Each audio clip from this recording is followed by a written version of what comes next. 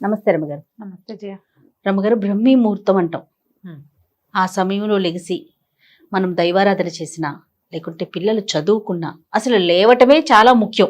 చాలా సందర్భాల్లో మీరు బ్రహ్మీ ముహూర్తంలో లేవటం గురించి మాట్లాడారు కదా. అసలు ఆ ముహూర్తం యొక్క విశిష్టత ఏంటండి? మనకి సూర్యుడితో పాటు కదా మన సైకిల్ వెళ్ళేది. అవును. ఇది జనరల్ గా చెప్పుకుందాం మనం. ఉమ్, ఉమ్. బ్రాహ్మీ ముహూర్తము, దాని ప్రాశస్త్యము పెద్దవాళ్ళు ఎవరైనా చెప్తూనే ఉంటారు. ఆ. మనం సూర్యుడితోటే మాట్లాడుకుందాం. ఈ సూర్యుడిని హోరా కాలాలు అని చెప్తుంటారు. ఈ హోరలు ఏంటంటే ఒక్కొక్క గ్రహం ఒక్కొక్క సమయంలో యాక్టివ్గా ఉంటుంది. వరుసగా హోరలు మారుతూ ఉంటాయి. ప్రతి రెండు గంటలకి చొప్పున మారుతూ ఉంటాయి, లేదా గంటన్నర చొప్పున మారుతూ ఉంటాయి. ఈ సమయంలో ఈ సమయాల్ని బట్టి మన శరీరంలో ఉన్న అవయవాల పనితీరు కూడా బాగుంటుంది. అవునండి. సూర్యుడి సైకిల్ తోటి బాగుంటుంది. అందుకని మన భోజన వేళలు కూడా దానికి తగ్గట్టుగా రాత్రిపూట తక్కువ తినాలి, మధ్యాహ్నం హెవీగా తినండి, పొద్దున పూట ఇలా తినండి. ఇవన్నీ మనమేంటి సైకిల్ని బట్టే కదా చెప్పారు. అవునా? ఇప్పుడు ఈ బ్రాహ్మీ ముహూర్తం అనేది ఎప్పుడు వస్తుంది? తెల్లవారుజామున 3:30 నుంచి 3:30కి బ్రాహ్మీ ముహూర్తం. బ్రహ్మ ముహూర్తం అంటారు. బ్రహ్మకి సంబంధించింది కాబట్టి బ్రాహ్మీ అని చెప్పారు. బ్రహ్మ ముహూర్తం, బ్రహ్మకి సంబంధించిన ముహూర్తాన్ని బ్రాహ్మీ ముహూర్తము అంటారు. ఇప్పుడు ఈ 3:30 నుంచి 3:30 నుంచో లేచి తెల్లవారుజామున ఆ సమయంలో బ్రెయిన్ యాక్టివ్గా ఉంటుంది. సూర్యుడు రావడానికి ముందు, ఆయన రావడానికి ముందే కదా ఇదంతా జరిగేది. తర్వాత వేగు పొద్దున వెనముద్దలాగా దాన్ని వేగు చుక్క పొడుస్తుంది అని చెప్తారు.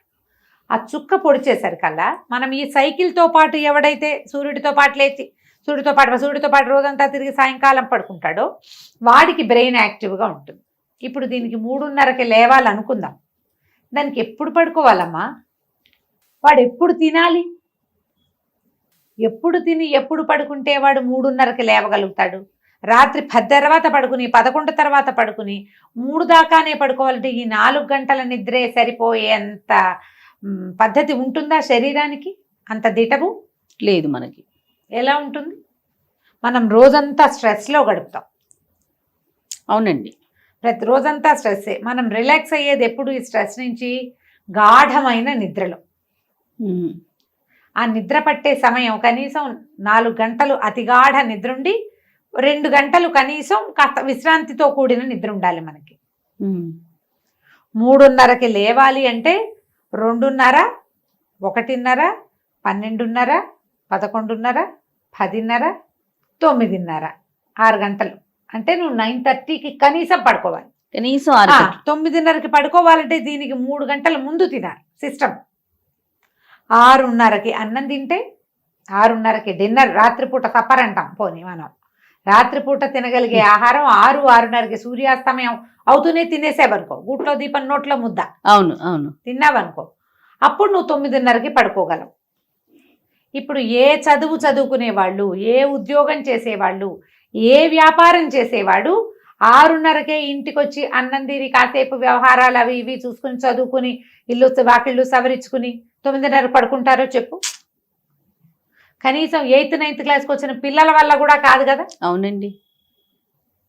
వాళ్ళకు కూడా ఏవో స్పెషల్ క్లాస్ ఉంటే 7ంటి 10th క్లాస్ పిల్లాడు, మా అబ్బాయి 7ంటికి ఇంటికి వచ్చేవాడు. ఇది వరకు 7 ఈవినింగ్ అక్కడ ఆకలేసి ఏదైనా చిన్న స్నాక్ తినేస్తే 7కి వచ్చి అన్నం తినరు పిల్లలు. అంతే కదా. అన్నం వేళ వెనక్కి వెళ్ళిందా? వీడిని బ్రాహ్మీలో లేవరా, మాహేశ్వరిలో లేవరా అంటే ఎట్లా వేస్తాడమ్మా చెప్పు?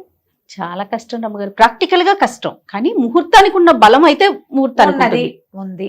పోనీ 3:30 కాదు 4 దాటాక, పోనీ 4 కాదు 5కి లేవాలన్నా నువ్వు రాత్రి 10కి పడుకోవాలి. 10 గంటలకు పడుకునే వాళ్ళు చక్కగా లేస్తారు. చాలా మంది మేము లేస్తున్నాం అని పెడతారు.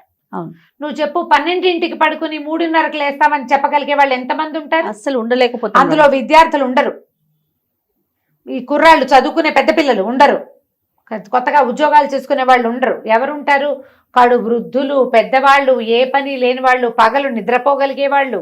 ఇది మెయిన్. నిద్ర తక్కువ ఉన్నా సరిపోయే ధోరణి ఉన్న శరీర ధర్మమే అలాంటిది ఉన్నవాళ్ళు లేస్తారు. యోగులు వీళ్ళు లేవగలుగుతారు. లేని వాళ్ళు ఎవ్వరూ లేవలేరమ్మా. ఈ బ్రాహ్మీ ముహూర్తాన్ని పట్టుకుని బ్రాహ్మీలో లేవాలి అని చావగొట్టకూడదు జయ. అది పొరపాటు. మన కాలధర్మాన్ని మనం ఇప్పుడు ఎలా ఉన్నాం దాన్ని బట్టి కదా.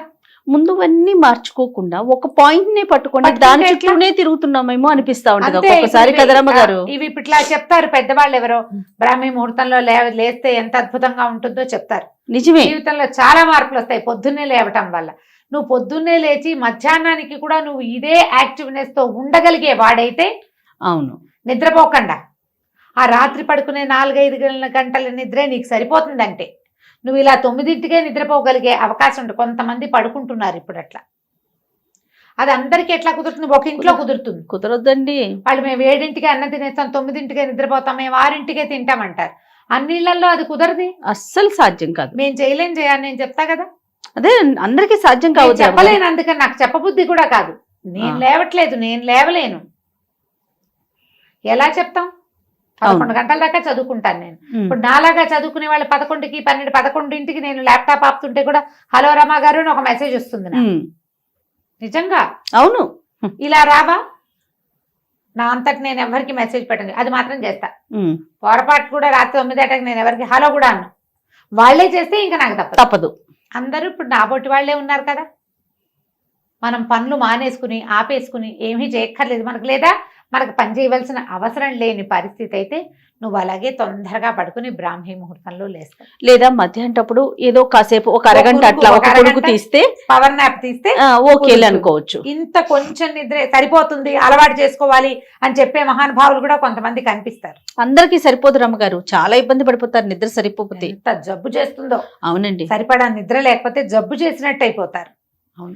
మీరు బ్రాహ్మీలో లేవాలంటే 3:30కి లేచి, మీకు ఏదైనా అది ఎవరికి 3:30కి లేచి సంధ్యావందనం చేసుకునే వాళ్ళు, ఓ మంత్రోపదేశం ఉన్నవాళ్ళు, వాళ్ళు ఏదో చేసి దేవుళ్ళకి ఏదైనా చేసుకోవాలి. మిగిలిన వాళ్ళంతా ఎందుకమ్మా హైరానా చెప్పు? ఎందుకు వచ్చిన హైరానా? ఇది వరకు కాలంలో ఏం చెప్పేవాళ్ళు? బ్రాహ్మణులు ఈ వ్యవహారాలన్నీ చేసేవాళ్ళు, లోకహితం కోసం యజ్ఞయజనాది క్రియలు చేసేవాళ్ళు, వాళ్ళకి బ్రాహ్మీ ముహూర్తం. సూర్యుడితో పాటు పడుకుని సూర్యుడితో పాటు లేచే వాళ్ళు, సూర్య సంబంధమైన క్రియలు చేసే వాళ్ళందరికీ, అంటే సూర్యుడితో సంబంధించిన వ్యవసాయ ఆధారితమైనటువంటి రకరకాల పనులు చేసేవాళ్ళు, మట్టితో పనిచేసేవాళ్ళు, వీళ్ళందరూ సూర్యుడి కంటే ముందు వేకువజామున లేవటం.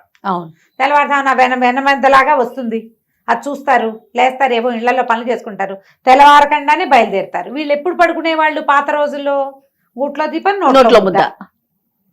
రాత్రుళ్ళు మనకల్లే ఫోన్లా, టీవీలా, ల్యాప్టాప్లా, ఆఫీస్ వర్క్లా, ఏమైనా కాల్సా ఏముండేవి? వాళ్ళు చేశారని మనం కూడా చేయాలంటే ఎలా కుదురుతుంది?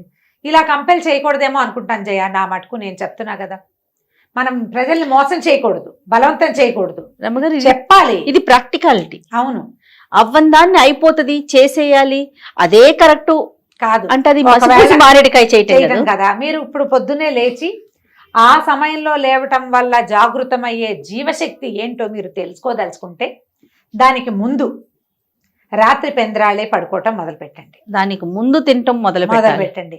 6:30-7 అవ్వ లోపల 6-6:30 కల్లా అన్నం తినేయండి. మీరు ఏం తింటారో, అన్నం తింటారా, రొట్టెలు తింటారా, జావ తాగుతారా, అంబలి తీసుకుంటున్నారా, ఒట్టి రాగి మాల్టే తీసుకుంటారా, ఏది తీసుకున్నా 7 అవ్వకూడదు. సూర్యాస్తమయం అవుతూనే మీ అన్నం అయిపోవాలి. 9-9:30 కల్లా నిద్రపోండి. దానికి అరగంట ముందే స్క్రీన్ టైం ఆపేయండి. పిల్లల్ని నిద్రపుచ్చుతాం మనం. అప్పుడు పిల్లల్ని నిద్రపుచ్చి మన పనులు మనం చేసుకుంటాం సాధారణంగా.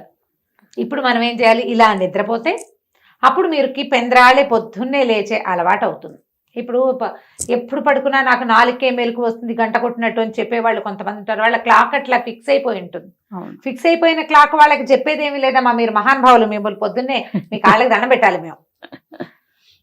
ఫిక్స్ కాని వాళ్ళ సంగతి. ఇలా చెయ్యాలనుకుంటే కనుక రాత్రి పడుకోండి. శరీరాన్ని శ్రమ పెట్టకూడదు. ప్రధానంగా చెప్తారు, శరీరమాద్యం కలు ధర్మ సాధనం అని. మనకు ఇది ఉంటే ఏదైనా చేస్తాం, ఏదైనా చెయ్యి. దీన్ని అనారోగ్యం పాలు చేయబోక, బలవంతం పెట్టద్దు. ఇలా చెయ్యి, రాత్రి పడుకో, పొద్దునేలే. ఈ సమయంలో ఏంటంటే మనకి శరీరం, ప్రపంచం అంతా ఆక్సిజన్తో నిండి ఉంటుంది, ప్రశాంతత ఉంటుంది, శబ్దాలు ఉండవు. ఒక్క ఓంకారం చేసిన ఓం అన్నామంటే మన ఓము మనకే 100 సార్లు వినపడుతుంది. ఒక్క మంత్రం చేసామంటే అది 100 సార్లు చేసినట్టుగా అవుతుంది. సమయం వల్ల సూర్యోదయానికి ముందు ఆ సమయంలో ఉండేటువంటి ఎనర్జీ వేరేగా ఉంటుంది. ఆ సమయంలో చేసేటువంటి మంత్రోచ్చారణ కానీ, దైవ సేవ కానీ, విద్యాభ్యాసం కానీ చాలా మంచి ఫలితాన్ని ఇస్తాయి. హ్యాండ్ రైటింగ్ బాగుండని వాళ్ళు పొద్దున్నే మొహం కడుక్కోకుండా రాసుకోమనేవాడు మా రంగబాబు. హ్యాండ్ రైటింగ్ బాగుండేది కాదు. పొద్దున్నే లేచి 5ంటికి లేచి మొహం కడుక్కోవద్దు, కూర్చుని రాసుకో ఓకే అని రాస్తే అప్పుడు హ్యాండ్ రైటింగ్ బాగుంటుందని. బాగుందిగా. ఇలా ఏవైనా చెయ్యాలి. ఇప్పుడు ఏదైనా మంత్రోపదేశాలు అవి ఉన్న వాళ్ళకి మనం చెప్పేది లేదు, వాళ్ళు ఎలాగూ లేస్తారు. ఎర్లీ మార్నింగ్ లేవటం ఎప్పుడు కూడా సూర్యుడి కంటే ముందు లేవడం చాలా ఆరోగ్యకరం. అది బ్రెయిన్కి మంచిది, శరీరానికి మంచిది. రోజు చాలా మిగిలిపోతుంది మనకి. అవును, లేటుగా లేస్తే ఏముంది, బద్ధకం మిగులుతుంది, సమయం మిగలదు, వేస్టేజ్ ఎక్కువ ఉంటుంది. మనకి అలా లేటుగా లేవటం అనేది ఒకటి ఫిక్స్ అయిపోతుంది బ్రెయిన్. ఆ లేటుగానే లేస్తాం, ఎప్పుడు పడుకున్నా లేటుగానే లేస్తూ ఉంటాం. దానికి ఫిక్స్ చెయ్యొద్దు. కానీ ఈ బ్రాహ్మిలో లేవాలని మీరు 1 గంటకు పడుకుని 3:30కి లేచి కూర్చుని ఏం చేస్తారు, కళ్ళు పడిపోతూ ఉంటాయి, ఒళ్ళు వాలిపోతూ ఉంటుంది. ఎందుకు? అది మైండ్ యాక్టివ్ గా వర్క్ చేయదండి. ఉండదు. నువ్వు సరిపడా నిద్రిస్తే, నిద్ర కనుక ఇస్తే షార్ప్ గా ఉంటాం, బ్రెయిన్ షార్ప్ గా ఉంటుంది.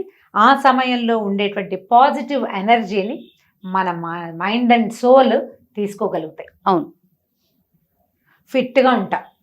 అప్పుడే కాస్త ఎక్సర్సైజ్ చేయడానికో, కొంచెం యోగా చేయడానికో, కాస్త వాకింగ్ చేసుకోవడానికో, అవకాశం, కాస్త దేవతార్చన చేసుకోవడానికో ప్రశాంతంగా 3:30కి లేచి ఇంట్లో సామాన్లు సవరిస్తా, ఇల్లు ఉడుస్తా అంటే మిగిలిన వాళ్ళు తిట్టిపోస్తారు.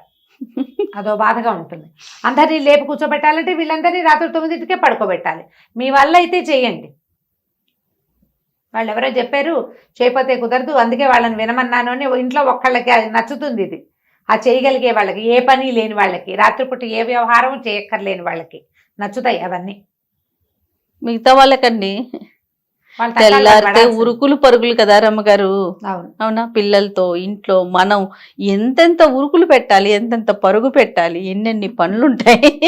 బ్రాహ్మీ ముహూర్తంలో లేవాల్సిందే నేను చెప్పేస్తాను అనుకున్నావా జయ? నువ్వు? నేను అనుకోలేదు రమ్మగారు, నాకు తెలుసు మీ గురించి. లేవండమ్మా, అవకాశం ఉన్నప్పుడు. ఇప్పుడు పండగలు అప్పుడు తెల్లవారుజామునే లేస్తాం. అవును, పొద్దునే తలంట్లు పోసుకోవటానికి, పూజ అది ఏర్పాటు చేసుకోవటానికి. ఇదే మనం అలవాటు చేసుకుంటే భలే బాగుంటుంది అని అనిపిస్తుంది. అది ఎప్పుడన్నా ఒకసారి లేస్తాం కాబట్టి. ఇప్పుడు మనం రోజు చేయాలంటే నేను చెప్పే కదా, లివింగ్ స్టైల్ మార్చుకోండి, మంచిది, సంతోషం, చక్కగా కుదురుతుంది. ఆ సమయాన్ని పూర్తి పాజిటివ్ ఎనర్జీని మీరు ఆస్వాదించవచ్చు, అనుభవించవచ్చు, బాగుంటుంది. చూద్దాం అసలు ఎలాంటి కామెంట్స్ పెడతారు. ఏంటి రమ్మగారు ఇలా చెప్పారు అని పెడతారో, లేదు చాలా కరెక్ట్ గా చెప్పారు రమ్మగారు, మేము కూడా మీతో ఏకీభవిస్తున్నాం అంటారు. నేను నా ఉద్దేశం చెప్పానమ్మా, చూద్దాం. అంతే. రైట్ రమ్మగారు, నమస్తే. నమస్తే.